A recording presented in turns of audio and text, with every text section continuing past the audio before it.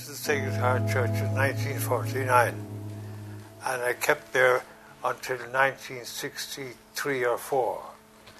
And then I went for a year to Belvedere, and after that I went for 11 years to Galway. And then I came back to the Crescent in 1975, and I was there ever since until I collapsed and came here, which is only 4 years ago. What did you do when you were there? What are your memories? You were with the choir? Oh, very much the choir. I was in choir all my life, from the time I was a young scholastic. And then I was in charge of the Sicilian Musical Society when Father Joe Kavanagh left. He was our great musician, you know. And he was in Our Ladies' Choral Society here in Dublin, and he was killed on his motorbike going off to bring music to somebody. But I was his successor, and he kept at it. And in the first period I was there, I did 30 shows. You see, I had the boys as well. And sometimes I had to do the boys as well as the Sicilians because Father Dermot Durnan got sick and I was left with the two sets to do. The original idea was that it was past pupils of the Crescent and their sisters and girlfriends and so on. That was the origin of the Sicilians. Then they got outsiders and the thing got a bit more dimly connected with the Crescent, really. A lot of professionals.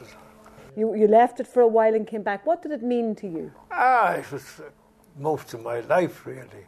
Because I had the teaching side of it, which I loved. And then I had the choir side of it, the general work of the church, and general work around the house. Because when the big community left for Dooradoyle, there was a smaller number of us left there. And the rooms were empty. And suddenly we realised that if you wanted a visitor to come, there was nowhere to put them. Nothing was done. So I started to refurbish all the rooms. And that started me on. One of my big things in life was painting the house and keeping the place in order and mending the furniture and so on. That was a big part of my life.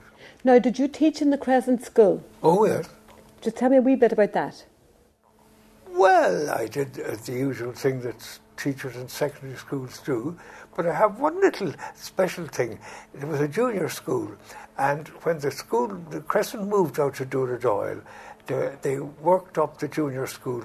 Up, year by year, they cast them off until the last year, which had been begun 4 or 5 years. It was there. I taught in that last year, and then that was the end of their connection with us.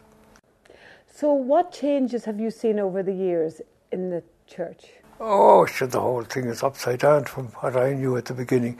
You see, we got rid of most of the school building, and the whole atmosphere of the boys coming into school and the school bell and all the rest of it. By the way, the school bell is now the church bell up in Tory Island, because Father Niall O'Neill was there and he knew the bell was available, and he asked me could he take it away. I said sure. So he brought it up to Ireland, and the local men put it on some kind of a stand, and now he's gone out of it, but it's there, and it'll be forgotten where it came from, really.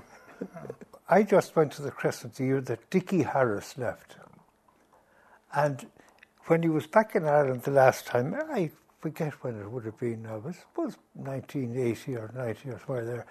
I met him outside the church, and we were interviewed together for American TV. I don't know what happened over there, but I did. He was always very faithful to the Crescent, you know, and he'd bring his brothers and sisters and friends to see it. Yeah, and, you know, he remained a good Christian, even though he did a few odd things. Absolutely, he did. And there were a few famous people went to the Crescent School, isn't that right? Oh, yes. Your man on the English radio, what's what you call him? Oh, yes. Terry Wogan. Terry Wogan. I had him in class.